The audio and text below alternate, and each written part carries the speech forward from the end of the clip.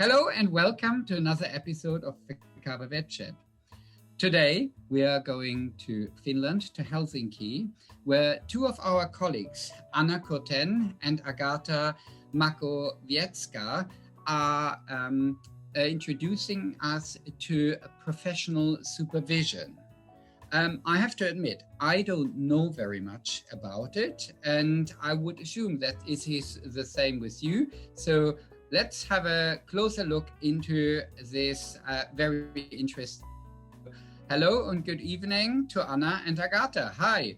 Hi. Hello. Hello.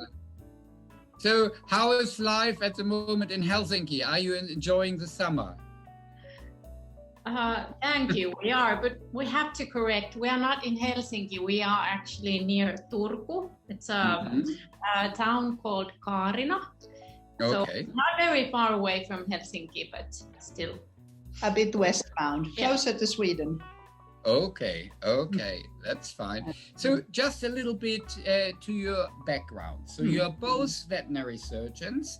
I understand that Anna, you first studied engineering and also psychology. Is that correct? Before you went into veterinary medicine? I started with that after high school, and I studied mechanical engineering and work psychology, or psychology regarding work. And I was very interested in that. But then my childhood dream started to wake up again, and I decided to apply to vet school, and I got in, and then I continued on that path.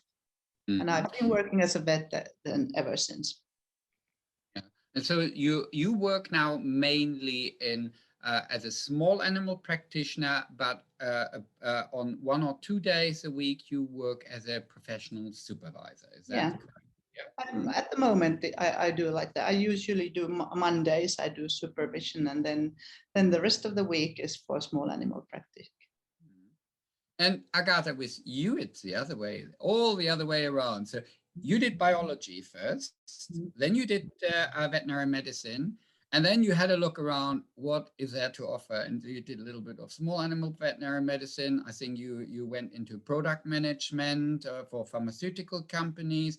You do some teaching of nurses, but then professional supervision is actually taking the most part of your working week now, and then you mainly doing that end of life support for small animals as well. Yes, that's correct. Yes. Okay. So, and you both then got together through an online chat on about psychology or professional supervision? In fact, it was a chat on Facebook where Finnish vets, I don't know really how it began, but quite soon they started to talk about their fears, and that have even led to changing paths or stopped work as vets altogether. And people suddenly opened up about problems they have been having with coping with workload and fatigue and even fears, and it was very interesting to follow that, and there was a lot of support and empathy from the different vets, and it was a very, very warm and somehow very different discussion that I've ever encountered before. And then I saw that both me and Agata followed it and wrote some comments. And as we knew each other from before, I chatted privately to Agata that, hey, I see you follow this discussion. Is this something you're interested in? And she says, oh yeah, I'm really interested into this. And then we started parallel chat, just the two of us, of what we could maybe do about this. Is there some way we could engage in this as in work? And then we thought about short time therapy and different methods, but then we found this professional supervision to be the easiest way for us to approach these questions. And we applied and started studying. Yeah. So professional supervision. Just explain to me and also to our listeners, what is this actually about? What are you supervising? How does this practically look like? Where are the backgrounds of this? Yeah. Well, professional supervision is actually a tool to improve your work life and develop professionally. And originally, this comes from therapy world, where therapists and social workers they get this professional supervision as part of their work.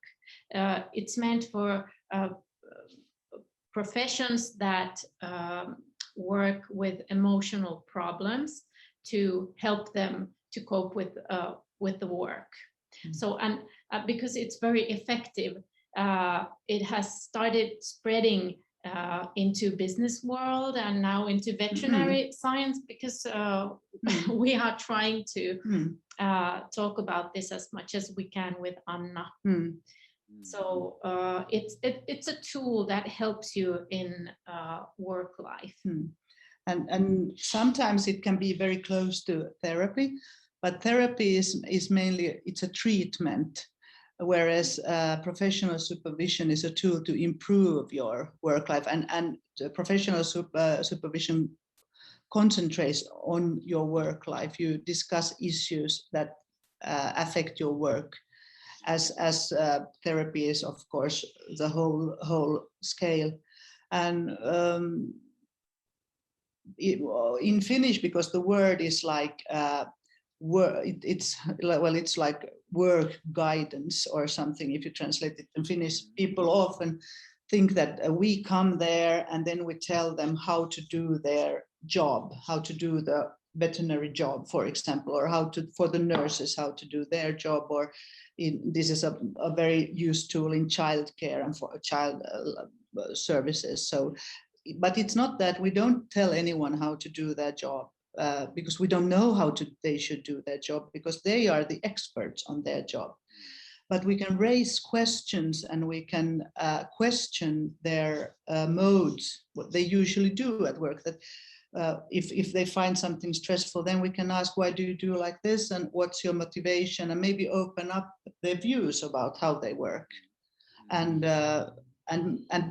hopefully give them ideas and give them new angles to see their life, and then maybe and then there are techniques, there are questions. Questions are very, very central. That not questions like, do you like your work? Not questions where you can say yes or no, but questions, what do you like about your work, for example? So yeah. But then, so this is not so much a professional appraisal, it is more targeting at the mental well-being of professionals to see, okay, how balanced are you? How happy are you in your job?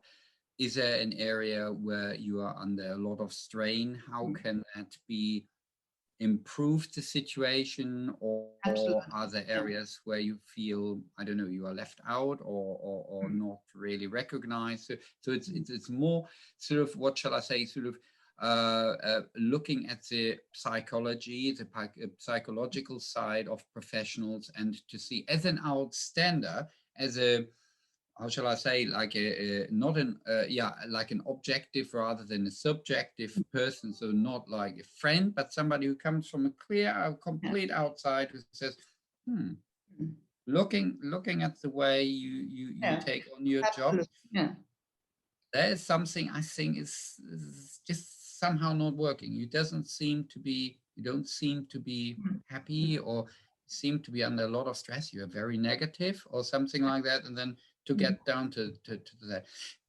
Okay, so I mean, this is as we all know, especially now because of COVID. I think you probably got much more work because of that.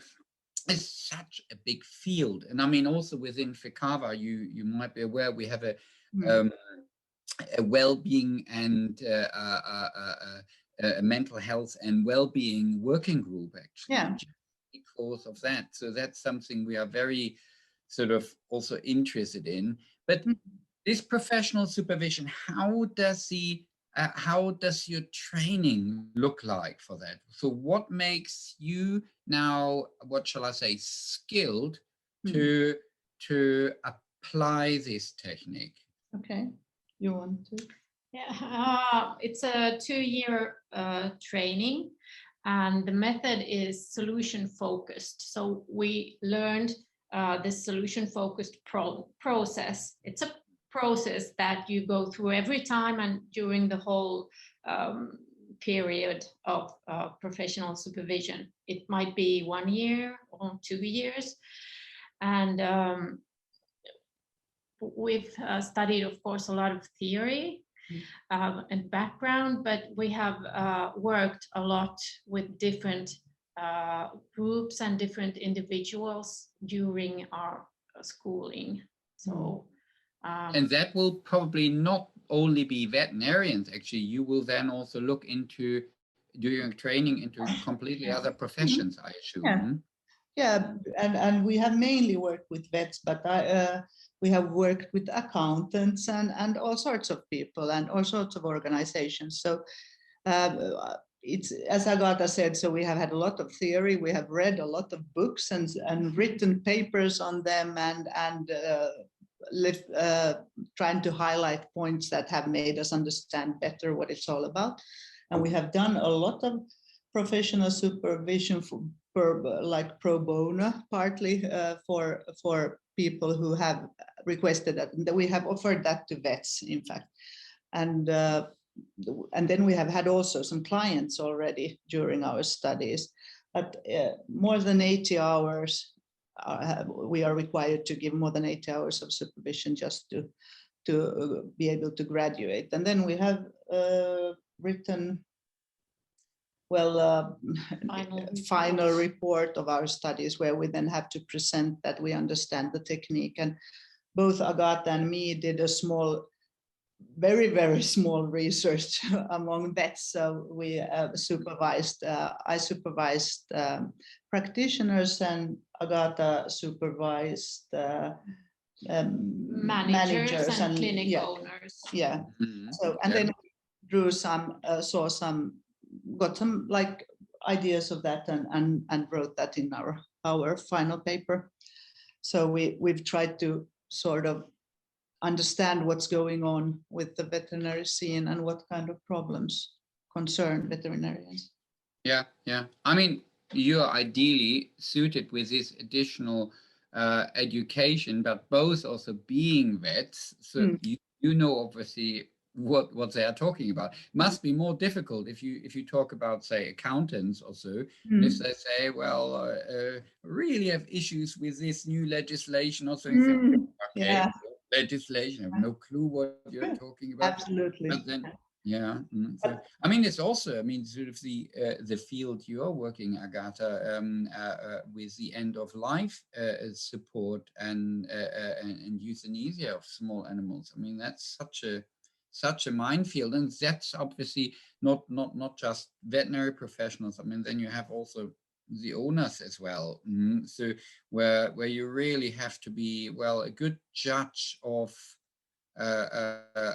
personality when you put animals down. And I mean, that is also, if you have, I mean, I had that sometimes, that I had 2 or 3 euthanasias on a day, and you really have to be careful so that this is not doing damage to you.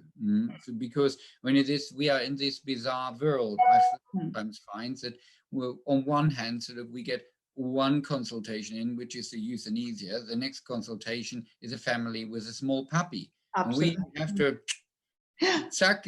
turn the button, and suddenly, so from being very, what shall I say, sympathetic, or we might even have followed that dog and were actually quite upset, but then we can't go into the next appointment being upset when all the children come in with a puppy and very happy, and not everybody can do that, I say. These questions with with feelings and then managing your feelings and expressing your feelings and how to learn to cope with them is a big part of supervision. So when you said that you're absolutely right that it's very, very different to be an accountant than a veterinarian, but deep down the problems are the same. We want to be accepted, and we want to feel that our work makes a difference, and we want to do well, and we might compare ourselves to others, and there can be a lot of insecurities and thoughts about, am I on the right path? Should I change? What could be done about me not feeling happy about going to work in the morning? So they are very universal, really, the questions, and that's something I would like to really address, that us being vets is, of course, makes it maybe easier to build the bridge and make the contact, because we know how it feels and we know what can happen and we know how it is with clients and stuff like that. But still, the questions like deep inside yourself are like, how do you speak with yourself? Are you your own critic, or are you your supporter? You know, if there's a problem, do you blame yourself, or do you say, hey, you did your best, let's try like this next time, I'm really proud of you, you tried? Or, you know, you see my point. So those are very, very universal. So that's why, even if someone feels that, oh, I wish I had a professional supervisor, you don't have to look for a vet. Any professional will do, because it will take some time to them to see what's your field. But really, everyone who works, and especially professionals who carry a lot of responsibility, maybe have long studies behind and stuff. So we have the same issues. Yeah. How is it? How do you generate your how do you get your clients, or how do you call them, clients or patients? What would you say is the right term? Client or clients? Customers. Clients. Yeah. Mm-hmm. Yeah, customer. Is it customer? I don't know. I don't know. But this is the first time we speak about this in English, so we really don't know. But no, but it's not something. patient, not patient. I'm very particular actually about this term customer or client. I personally, I mean, that's a personal thing, but I, for example, I work also in a little bit in telemedicine, for example, and all the organizations that provide sort of telemedicine, they talk very much about all the time about customer. I think a customer goes into a shop and then buys a liter of milk.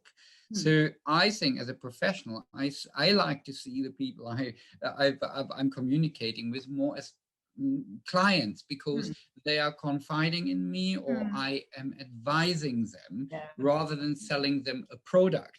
But then obviously it's semantics. It's I don't know. So in that sense, client is more okay. We, of course, because this is confidential and everything, it's very, very personal, our discussion. So it's more like a client relationship than a customer. So how do you generate? How do they come to you?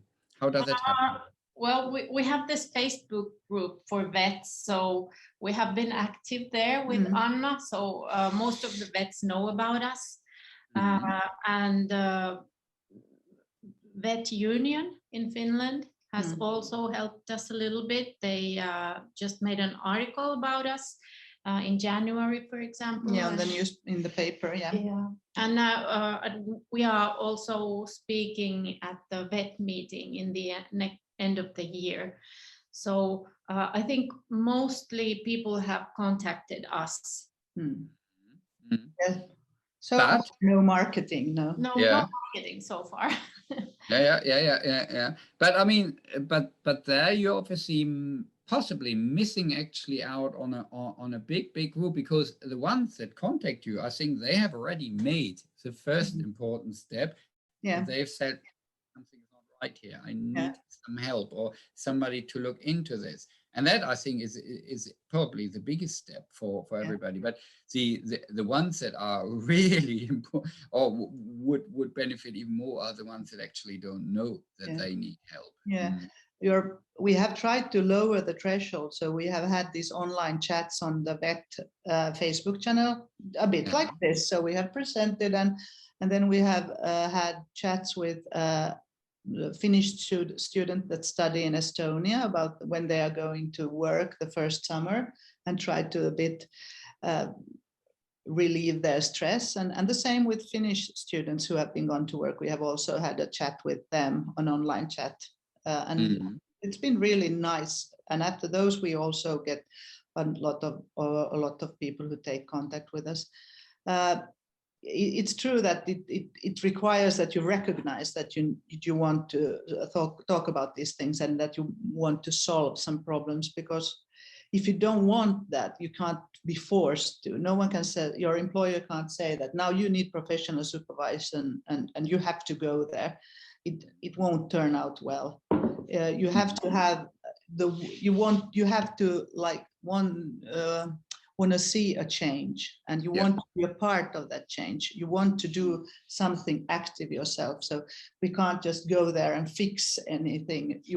There has to be a very strong will from the client to change things, and it requires a lot of courage, because usually it's really difficult for anyone to say, oh, I've been doing it wrong, or I've been treating myself wrong. I should do it differently.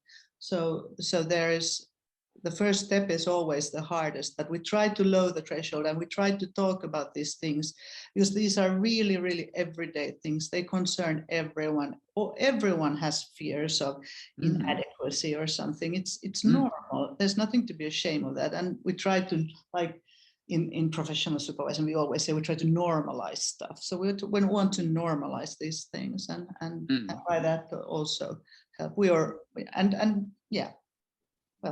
And how do you then say, if I come to you and I say, guys, can you do something for me? I don't know, I'm very low, I'm very anxious, or something like that.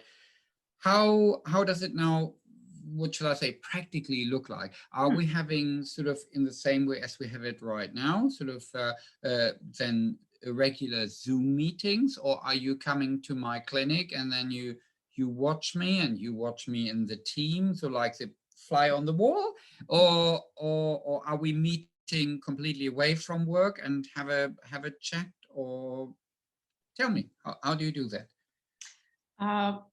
Well, of course, if it's possible, we try to meet, and actually it's better to meet outside of work, so you don't see all the things that you still have to do. Some place where you can concentrate on yourself and on the discussion. It's a discussion, a dialogue. But because Finland is a big country with big distances, yes. So actually what this COVID has now brought us is this remote contact. So we do actually most of our supervisions are probably remote. It's easier with individuals, a little bit more challenging with groups, but it still works with groups as well. Okay. So with groups, is then more general advice or more targeted advice? So do the groups, say, approach you and say, here, our whole team has an issue, and can you help us? Or is it more so that you are sort of, what shall I say, thrown into a group of, say, 50 students or so, and just give some general advice how to deal mentally with the stress of work? How does it look like? We have actually done both, but when it's a big group and we kind of lecture, so it's not supervision actually, it's more like information and like a quick like help, psychoeducation, the education about how you think and what makes you think, things like that. But groups are actually pretty small. It's recommended that the group size is like 6 or 7 people only, so that we actually can work with everyone.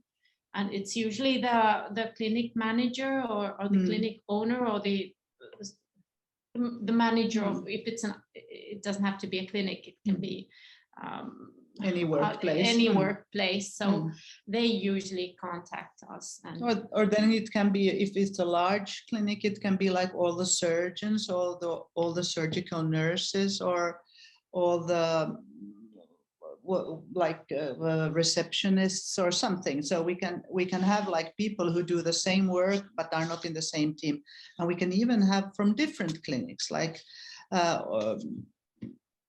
surgeons from different clinics gather together, and then we discuss with them what kind of problems. If it's the same workplace, then it's usually questions of work atmosphere and maybe organizing the work, and evening out the workload and stuff like that. So, and then we ask everyone, what do you think? We never give, we try not to give advice, but sometimes it slips a bit, but we're not meant to give advice. So we ask everyone that, what do you think about this, and how do you see this problem, and what would be the ideal outcome? What would be best? How would you see everything if it was perfect? And then we have different techniques to a bit like open up your mind. Not very, very scary or anything, but just like even like fantasizing in the future, that let's say it's 1 year from here and everything turned out fine. What did you do differently to get here? And then people start planning at, oh, we did this and it turned out really fine. And then maybe in those dreams, we find some solutions. Or they find some solution, that we usually then try to mark them, see what you did. How do you feel about if you did this approach? And of course, one big important issue is to increase the tolerance and acceptance of people, and different kind of people and different kind of working styles. And some are fast, and some want to think slower, and some don't mind if it's loud, and some want to work in quiet. And then like to have respect for that, and to discuss it openly. We just discussed with Agata. We really don't know what the word would be. In Finnish, we have a lot of words, as you may know, but to lift up things that usually aren't talked about. And when it's confidential, usually if we have a meeting, it's also agreed that you shouldn't speak about this when you get back to work and say that, oh, you know what Agata said, that she said like this, and Lisa said like this. But what happens in the meetings sort of stays in the meetings until we decide together that we want to tell the others that, hey, we decided like this, or we thought it would be a good idea. So once you have done these meetings, you say, but it's not your place then to give advice, or are you? I mean, how does the outcome, say a successful outcome, looks like? Are you then writing a report, or are you making suggestions what they should try, or how does it look like?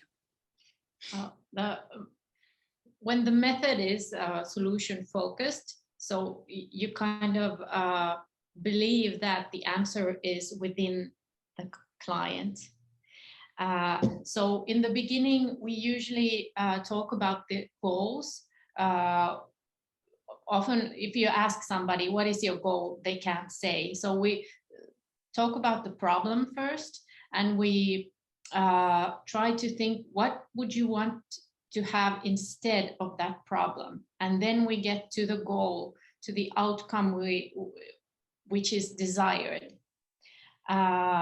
And then we start thinking about solutions, different ways to get to that outcome or to that goal. So we don't usually do any written work. No. We just discuss together what the goal is and how to, then we start thinking how to get there. Yeah. And we had this one case where it was that they had, they had a sort of communication gap with the manager or the team leader. And then we supervised the team, and then we supervise the leader. And then we try to, what would the team want to say to the leader? What would you want to be differently at work? And then we worked with them 3-4 times maybe, and wrote down with them different ideas, and it's not that they can't just complain. They can't just say that I don't like her doing this or that. They have to have a suggestion how to improve them. So we listen to their problems for a while, but not for like the whole session. So then there is a meaning that you have to go forward. You have to find a solution, and we start to think, what would be the first step? How would you know that you're in the right direction, and stuff like this. And then with this in particular company, we did that. Then we agreed that with both, we said, how about if we would supervise a meeting with the employer and the team, that we could all meet together. And then we said that we won't tell your employer what you have been speaking about, but we hope that you will. And if you will take up some questions like let's say they wanted to have more education or for improving their skills. So then we will support you. Not that we will say, well, good, but we will continue the discussion in that sense. And then we will keep the discussion civilized. So if there is an argument or something, we will end it. So it's like facilitating the discussion. That's okay.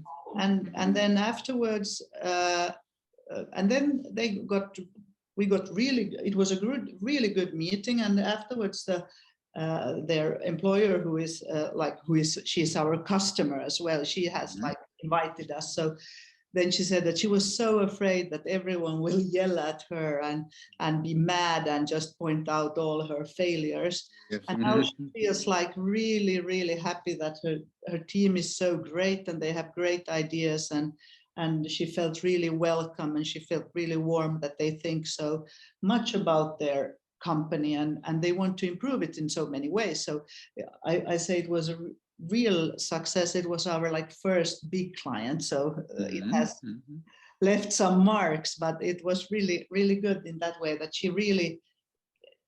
she came here to be really targeted. And then when she realized that that was not at all what we were going to do. And that's really something. We never target anyone in supervising. We don't say that you are always like that.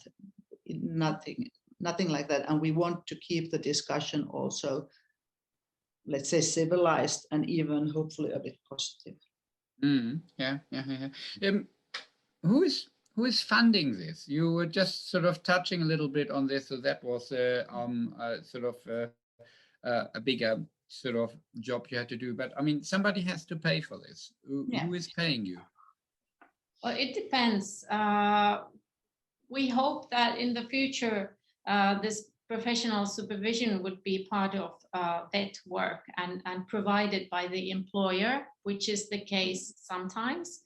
But there are also vets that pay for themselves. They need help with work, and they want it so desperately that they are ready to do this by their own. Right now I have half are probably paying themselves and half are paying that their company is paying. Then if it's a team or a group, then it's always so far the company. We don't have any groups yet that would be from single people who pay themselves. In the Nordic countries, compared with us in continental Europe, there is a higher percentage of practices that are owned by corporate owners. Do you think that the corporate environment compared with the traditional family-based veterinary clinic structure is causing more mental health issues or more stress to employees? Because obviously, I mean, there is possibly more expectation that you perform also on a commercial side, because I mean, you are part of a big business and they, at the end of the day, they want to make money. And obviously they have completely different abilities to benchmark you. Do you think that that is a bigger issue in corporate practice, or does it not make much of a difference? I would say that it actually depends more on the people who work at the clinic, depends on the people who lead the clinic. And it can be both big corporate clinics or small family clinics. It depends also on the skills you have when you work as a manager, as a boss to everyone else. So I would not draw any conclusions based on that. No, because the corporate clinics sometimes have professional people who lead their team. They are like they have skills like management skills, and at least in Finland so far, very few family clinics have any management skills, the owners. So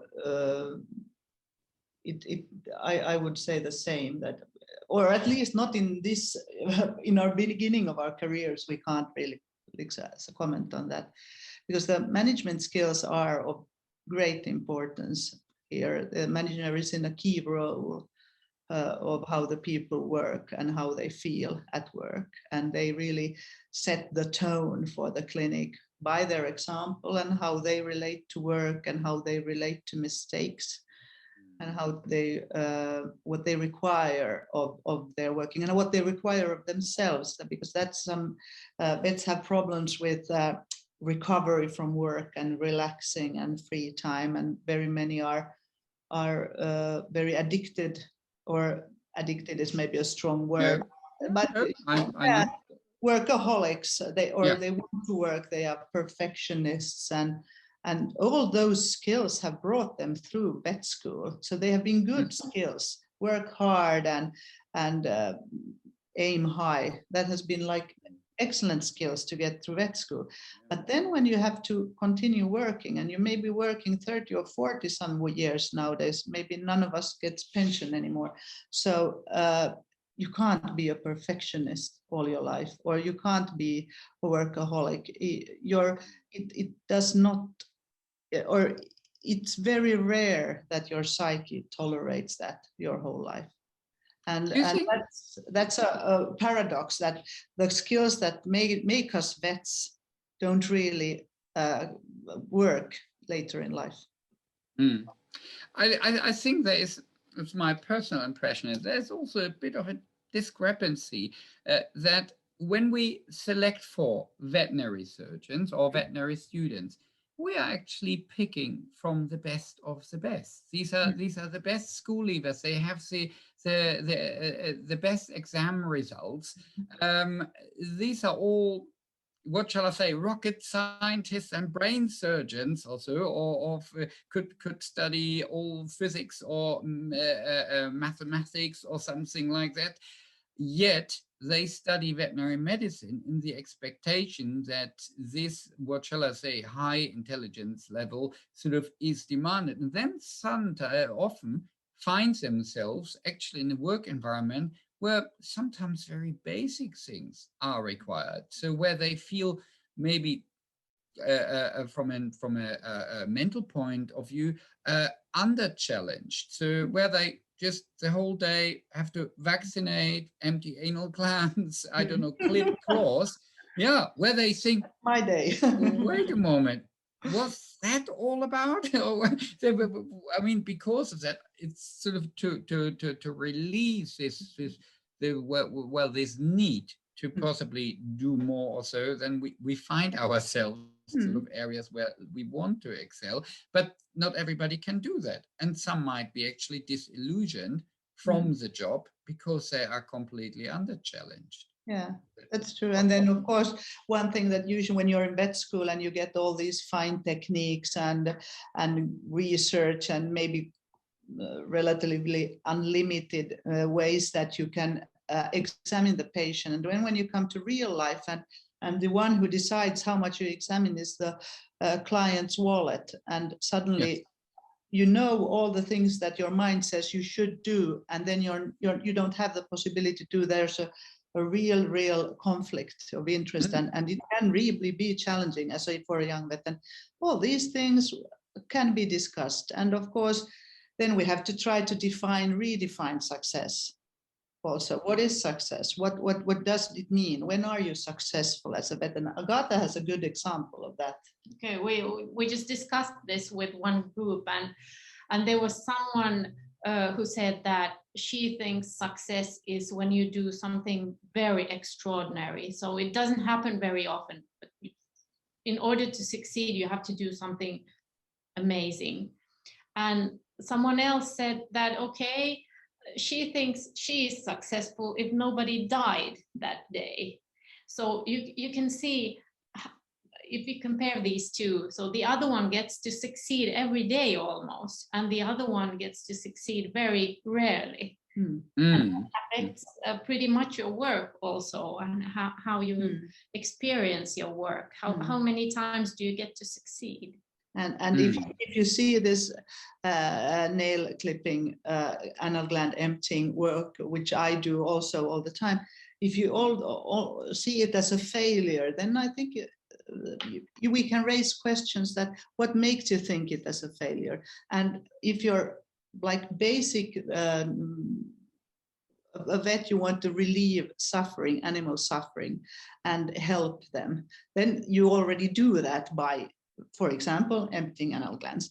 And what is the whole process of the client coming in and you meeting and discussing, and for you, of course, medically a very simple diagnosis, but still you have managed to help someone, and try to see the success in those everyday chores, because we need to do them. It doesn't help. Hopefully you have some really interesting patients as well, but most of life is really quite basic in every life.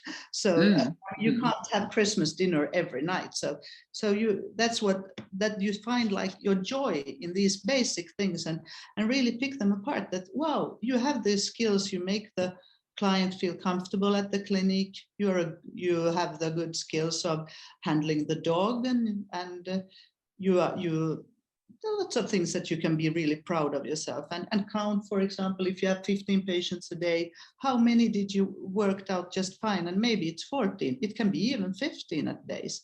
Okay, they are not any rocket science, but still you manage to help people and stuff like that, and try to change your perspective. Then of course, if you really require your mind, some of us are like that they require other things and a lot of variation and stuff, then it's a good place to discuss what would be a career, what kind of work would you enjoy, and help you to find that way. Yeah. Looking at the other side of the spectrum, how much do you think is imposter syndrome an issue with Finnish vets and with your clients? Is that also a big issue with your clientele? I mean, this is something we very often discuss in the UK. It's well recognized, and sometimes the best vets actually feel that they are rubbish. So I don't know. Do you have the same issue in Finland? Yeah. Does it? It's we really. I think it's as I see it. I think it's a lot of a question of feeling somehow compassion for yourself. I think the solution is there, that people who suffer from this imposter syndrome, as I see it, are often people who are perfectionists, and very, very small mistakes. They can be just clumsy walking in the room or something. It doesn't have to be anything to do, can already upset them a bit, that it didn't go as I wanted it to be. And I think a main problem many of us suffer from, me too, is difficulties with compassion for myself or for yourself. So in order to be able to feel compassion for yourself, you have to recognize that you're suffering, and this imposter syndrome, and always feeling that you're not, that someone I will be caught not knowing what I'm really doing, is part of all that you expect a lot of things from yourself. You can't give away from any mistakes. If you don't remember the dosage automatically, that's already a failure. And if you have to check it up somewhere, it's also bad. So there are a lot of, and then you critique yourself for that. So I think there's a lot of this lack of compassion for yourself. And if even in order to feel compassion and to be able to express compassion towards yourself, you have to recognize that you're suffering, that this is not good. This imposter syndrome is really suffering, and that I want to help myself. And then we do exercises like that. Okay, it's Agata who says me, I'm really a lousy professional supervisor, that I feel really bad. And then what would I say to her if she feels like that? How would I speak to her? And then we try it, then we can change roles. Then I have to speak to myself in that way. And there are lots of different techniques to, and the idea is that you should like wake up the inner compassion. And I think that's something we all really, really need. I mean, we need compassion in the world in general, but also towards ourselves, that see our successes, be like enjoy when things go well. In Finland, we have this, that you shouldn't enjoy too much because then everything will go really bad, and you shouldn't laugh because it's really bad laughing too, because that, I mean, we say that you cry after a long laugh. There's a saying like that in Finland. So yin and the yang. Yeah. It is sort of So balance. Yeah. But I think, of course, there are other things too in the imposter syndrome, but it's really a lack of being nice to yourself. How does backup look like?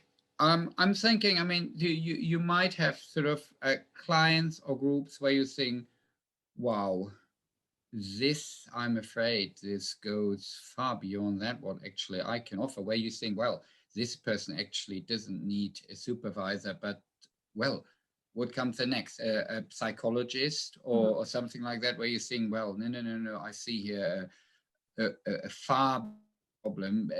Example, somebody is acutely suicidal, for example. So where you think, well, is supervision here still enough? So have you had these situations, or where is what sort of backup would you then have? Can you refer people, or how does it look like? I think what we have met is actually that people might be so close to burnout, they are exhausted, that we then have to discuss with the client to go to occupational health. So usually when you work someplace, you have this occupational health, so you can turn to them, because when you are exhausted, so this professional supervision is not your thing, then you really have to have energy to develop yourself. If you are so tired that you barely get out of bed in the morning, so you really need other things like therapy, and you need rest, and you need to talk with your own employer and try to fix things. Yeah. So later, then when you come back, if you have to stay at home for like, I don't know, maybe a few weeks, a few months, and then you come back to work, then it's a very good idea to start professional supervision, because you have to start doing things in a different way. Often people think when they change workplace, all problems will go away. But the problem is that we have this mode of action, a way of thinking that gets us into same kind of problems all the time. So actually we have to work on ourselves in order to improve things in work life.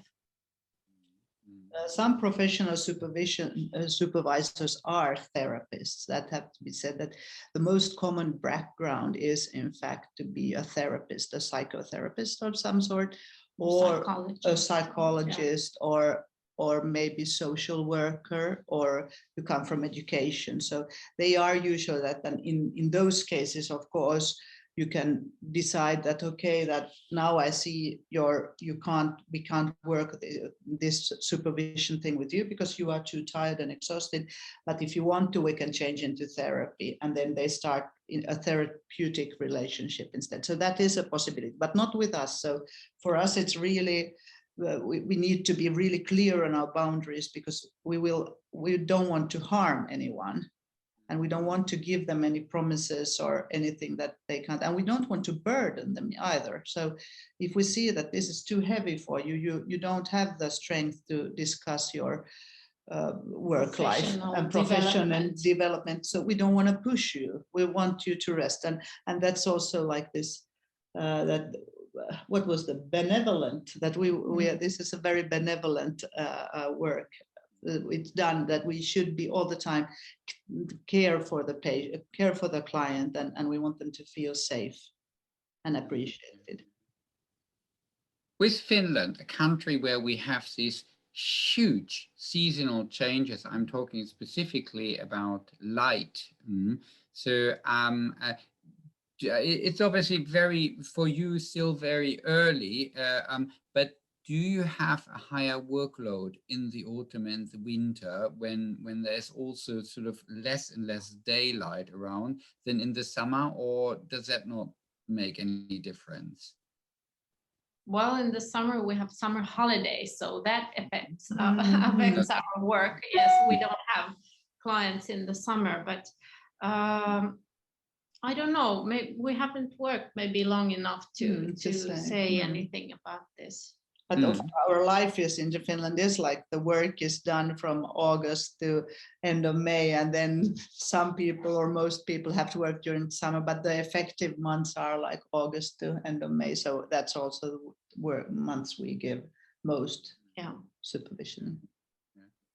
You have spent a lot of time sort of educating yourself about it, gaining knowledge about this, also getting involved into discussion. In what way has this rubbed off on yourself, would you say? What has changed? Has there anything changed with you as a person because of all the work you are doing? That you, I don't know, are more self-assured, or that you are more insecure, or that you are, I don't know, asking twice what you yourself are doing? I don't know. Has there been any change for you yourself personally as well? Well, at least I think there has been a huge change in my thinking and how to confront difficult things. And I see communication in a very different light nowadays. How to communicate in a work environment, for example, how I see the importance of it, of a transparent and open discussion, for example. I don't know, what would you say? Yeah, absolutely, communication and the courage to discuss difficult issues. That's something I really see as very, very important, not to just try to push them aside. But personally, I think I've become more patient. So I don't like I'm a pretty fast person usually, but I'm more patient and I really, of this compassion, I really feel that I've tried to practice it on myself, and somehow I feel that my workload, with everything going on and our final papers and all the exams and stuff we did, or the books and everything, so I think I should have been really stressed before, but now I didn't find it so stressful. It's strange. I kept telling myself that you're doing a great job, and think you're working and you're doing this, and you don't have to know everything, and this is good enough. I kept telling myself these things, and it felt a bit weird, really, because that was not what I used to tell myself when I didn't get things done. So. But yeah, maybe the stress has lowered. I don't get that stressed anymore. Yeah, and you're appreciating yourself also possibly a bit more and what you're doing. It's amazing. Well, Agata, Anna, thank you so much for this fantastic chat we had. That was really very, very interesting, not only for me, but I'm sure for many of our listeners and viewers. If anyone has any more questions about this episode of Fekava Vet Chat, please email us on vetchat@fekava.org. You can also leave any messages on our social media outlets. And I hope that I will see ideally more and more of you for our next episodes of Fekava Vet Chat. Thank you very much not to Helsinki, but to, well, Turku is the closest town. Yeah, Turku is fine. I learned that now. Okay. Have a lovely evening, Agata and Anna. And bye-bye everybody for next week's Fekava Vet Chat. Bye. Thank you. Bye.